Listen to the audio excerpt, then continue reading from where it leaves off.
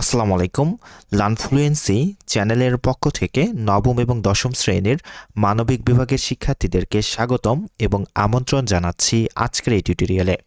আজকে আমরা আলোচনা করব তোমাদের ইতিহাস বইয়ের চতুর্থ অধ্যায়ের অনুশীলনে তোমাদেরকে যে বহু নির্বাচনী প্রশ্ন, সৃজনশীল প্রশ্ন, সংক্ষিপ্ত প্রশ্নগুলো দেওয়া হয়েছে, এই ক্লাসে আমরা সেগুলোর উত্তর বা সমাধান করে ফেলব। এর আগের ক্লাসে কিন্তু তোমাদের এই অধ্যায় থেকে যতগুলি একক এবং দলীয় কাজ তোমাদেরকে দেওয়া হয়েছিল, আমরা কিন্তু সেই কাজগুলির সমাধান করে দিয়েছি। তোমরা প্লেলিস্ট থেকে সে ভিডিওটি দেখে ফেলতে পারবে। তো চলো আলোচনাটি শুরু করা যাক। শুরু করছি পরম করুণাময় মহান আল্লাহ তাআলার নামে। তো দেখো, শুরুতে কিন্তু তোমাদেরকে বহু নির্বাচনী প্রশ্ন উত্তর করতে হবে। 1 নাম্বার বহু নির্বাচনী প্রশ্ন বলা হচ্ছে যে কোন সময়ে ভারতে গুপ্ত সাম্রাজ্য প্রতিষ্ঠিত হয়? উত্তরটা হবে গ নাম্বার 320 খ্রিস্টাব্দ। 2 বলা হচ্ছে পাল বংশ গঠনের কারণ কি ছিল? উত্তরটা হবে গ নাম্বার অরাজকতার সময়কালের অবসান ঘটানো। এরপর তোমাদেরকে 3 এবং 4 নম্বর প্রশ্নের জন্য একটি উদ্দীপক দেওয়া হয়েছে। উদ্দীপকে বলা হচ্ছে ফুয়াদ তার এলাকা রায়গঞ্জ ইউনিয়নে দৈনিক পরিশ্রম করেও শান্তিপূর্ণভাবে বসবাস করছিল, কারণ তার এলাকার প্রাক্তন চেয়ারম্যান শিক্ষা ব্যবস্থা ও জনহিতকর কাজের সুনাম অর্জন করেছিল।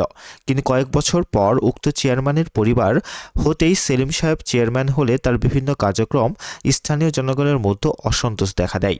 এক পর্যায়ে খেটে খাওয়া জনগণ অতিষ্ঠ হয়ে ওঠে এবং সবাই ফুয়াদের নেতৃত্ব বিদ্রোহ করে চেয়ারম্যান সেলিমকে তার পদ থেকে সরিয়ে দেয়।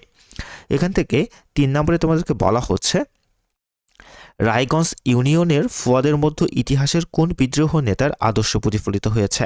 উত্তরটি হবে ঘ নম্বর বিগ্রহ পাল। 4 নম্বর বলা হচ্ছে সেলিম চেয়ারম্যানের মতো ইতিহাসের যে নেতার ক্ষমতাচ্যুতি ঘটেছিল তার কারণ কি? উত্তরটি হবে ঘ নম্বর 2 ও 3, অর্থাৎ বাংলায় অনেক স্বাধীন রাজ্য সৃষ্টি হওয়া, মাল বরাস দেবগুপ্তের সাথে মৈত্রী চুক্তিতে আবদ্ধ হওয়া। এরপর আমাদেরকে সৃজনশীল প্রশ্নের উত্তরটি করতে হবে, তাই না? তো চলো আমরা সৃজনশীল প্রশ্নের উত্তরটি পর্যায়ক্রমে একটু দেখে ফেলি। এখানে ক নম্বরে তোমাদেরকে বলা হচ্ছে মৎস্যন্যায় কাকে বলে? উত্তর, প্রাচীন বাংলায় যখন শক্তিশালী ব্যক্তি দুর্বলকে শোষণ করত এবং দেশে কোনো কেন্দ্রীয় শাসন ব্যবস্থা ছিল না, এই বিশৃঙ্খলা অবস্থাকে মৎস্যন্যায় বলা হয়, অর্থাৎ বড় মাছ ছোট মাছকে গিলে খাওয়ার মতো সমাজ ব্যবস্থা। খ নম্বরে বলা হচ্ছে সেন রাজত্বকালে সমাজে উচ্চবর্ণের প্রভাব ব্যাপকভাবে বৃদ্ধি পেয়েছিল কেন? উত্তর, সেন শাসকরা ছিলেন কট্টর ব্রাহ্মণবাদী। তারা ব্রাহ্মণদের বিশেষ মর্যাদা প্রদান করেন এবং ধর্মীয় আচার অনুষ্ঠানে ব্রাহ্মণদের প্রাধান্য দেয়। ফলে সমাজে বর্ণভেদ প্রথা জোরদার হয় এবং উচ্চ বর্ণের প্রভাব ব্যাপকভাবে বৃদ্ধি পায়। সেন শাসকরা ছিলেন কট্টর ব্রাহ্মণবাদী এবং তারা হিন্দু ধর্মের বর্ণভিত্তিক সমাজ ব্যবস্থাকে রাষ্ট্রীয়ভাবে সমর্থন করতেন। ফলে ব্রাহ্মণ ও ক্ষত্রিয়দের সমাজে বিশেষ মর্যাদা প্রদান করা হয়। এবার গ এবং ঘ নম্বর প্রশ্নের উত্তর দেখার আগে আমরা একটু উদ্দীপক পড়ে ফেলি, তাহলে প্রশ্নের উত্তর বুঝতে খুবই সহজ হবে। দৃশ্যপট 1, অজয়বাবু নবীনগরের শাসন ক্ষমতার অধিকারী হয়ে এলাকার সামাজিক উন্নয়নের সাথে এলাকার লোকজনের জন্য বড় বড় পাঠাগারও স্থাপন করেন, কারণ তিনি বই পড়তে ও নিজে বই লিখতে পছন্দ করেন।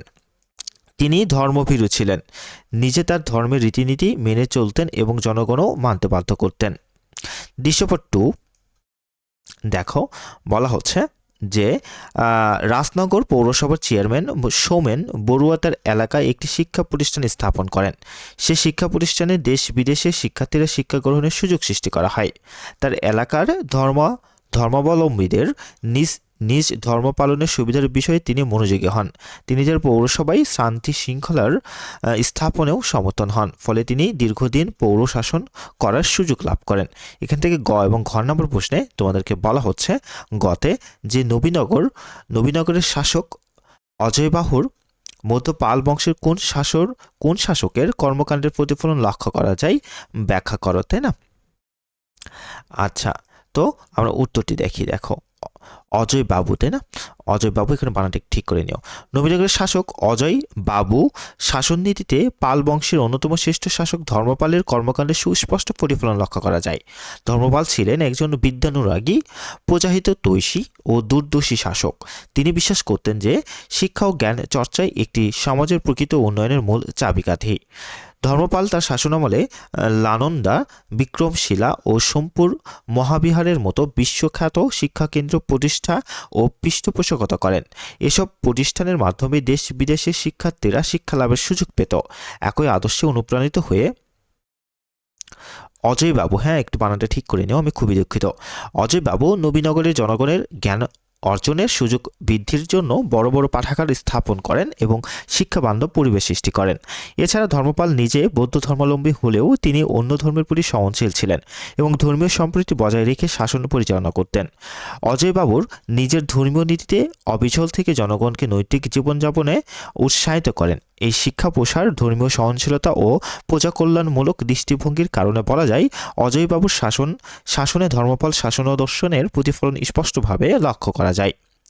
ঘ নম্বরে বলা হচ্ছে সোমেন বড়ুয়া পাল বংশের যে শাসকের আদর্শ দ্বারা অনুপ্রাণিত হয়ে দীর্ঘদিন চেয়ারম্যান ছিলেন, তার শাসনামলের সামাজিক অবস্থা মূল্যায়ন করো।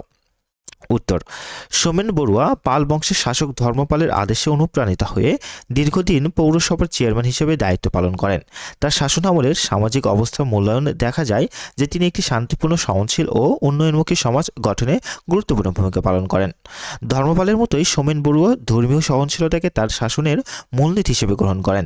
তিনি এলাকায় বসবাসরত সকল ধর্মের মানুষের ধর্ম পালনের স্বাধীনতা নিশ্চিত করেন এবং ধর্মীয় বিভাজনের পরিবর্তে সামাজিক ঐক্য প্রতিষ্ঠায় গুরুত্ব দেন। এর ফলে এলাকার সম্প্রতি বজায় থাকে এবং সামাজিক সংগ্রাম কমে যায়। এছাড়া তিনি শিক্ষাকে সমাজ উন্নয়নের প্রধান হাতিয়ার হিসেবে বিবেচনা করেন। শিক্ষা প্রতিষ্ঠান স্থাপন ও শান্তি শৃঙ্খলা রক্ষায় সক্রিয় ভূমিকা পালন করার ফলে শিক্ষার পরিবেশ উন্নত হয় এবং নাগরিকদের মধ্যে নৈতিকতা ও দায়িত্ববোধ বৃদ্ধি পায়। সার্বিকভাবে বলা যায় সোমেন বড়ুয়া শাসনামলে সামাজিক স্থিতিশীলতা, ধর্মীয় সহাবস্থান, শিক্ষা বিস্তার এবং মানবিক মূল্যবোধের বিকাশ ঘটে। এটি সামাজিক অবস্থার মূল্যায়ন করলে দেখা যায় যে তার শাসন ছিল পাল যুগের আদর্শ শাসন ব্যবস্থার আধুনিক প্রতিফলন।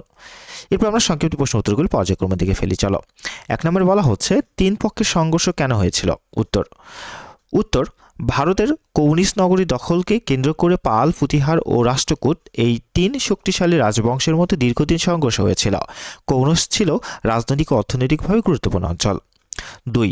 সোমপুর মহাবিহার ওয়ার্ল্ড হেরিটেজ হিসেবে স্বীকৃত হয়েছে কেন? উত্তর: সোমপুর মহাবিহার তার অনন্য স্থাপত্যশৈল, প্রাচীন বৌদ্ধ শিক্ষা কেন্দ্র হিসেবে গুরুত্ব এবং দক্ষিণ এশিয়ার ইতিহাসের বিশেষ ভূমিকার কারণে ইউনেস্কো কর্তৃক ওয়ার্ল্ড হেরিটেজ হিসেবে স্বীকৃতি হয়েছে। 3 নম্বর বলা হচ্ছে কেন স্বাধীন গৌড় রাজ্য প্রতিষ্ঠিত হয়েছিল? উত্তর: গুপ্ত সাম্রাজ্যের পতনের পর কেন্দ্রীয় শাসন দুর্বল হয়ে পড়ে, ফলে স্থানীয় শাসকরা শক্তিশালী হয়ে ওঠে এবং সেই সুযোগে গৌড় অঞ্চলে একটি স্বাধীন রাজ্য প্রতিষ্ঠিত হয়। 4 নম্বর বলা হচ্ছে ধর্মপালকে কেন পাল বংশের শ্রেষ্ঠ রাজা বলা হয়? উত্তর দেখো: ধর্মপাল সাম্রাজ্য বিস্তার, শিক্ষা ও সংস্কৃতির উন্নয়ন এবং দক্ষ প্রশাসনের মাধ্যমে পাল বংশকে শক্তিশালী করেন। এসব কারণে তাকে পাল বংশের শ্রেষ্ঠ শাসক বলা হয়। 5. গুপ্ত পরবর্তী পাল যুগের শাসন ব্যবস্থা কেমন ছিল? উত্তর দেখো: গুপ্ত পরবর্তী পাল যুগে শাসন ব্যবস্থা তুলনামূলকভাবে সুসংগঠিত ও জনকল্যাণমূলক ছিল। ধর্মীয় সহনশীলতা ও শিক্ষার প্রসার এই যুগের প্রধান বৈশিষ্ট্য। তো এই ছিল তোমাদের জন্য আজকের এই আলোচনাটি। আমরা ধারাবাহিকভাবে তোমাদের প্রত্যেকটা অধ্যায় থেকে অনুশীলনী সমাধানগুলো করে দেবো ইনশাল্লাহ। ভিডিওটি ভালো লেগে থাকলে লাইক দিবে এবং অবশ্যই লার্ন ফ্লুয়েন্সি চ্যানেলটিকে সাবস্ক্রাইব করবে। ভালো থেকো, সুস্থ থেকো। আসসালামু আলাইকুম।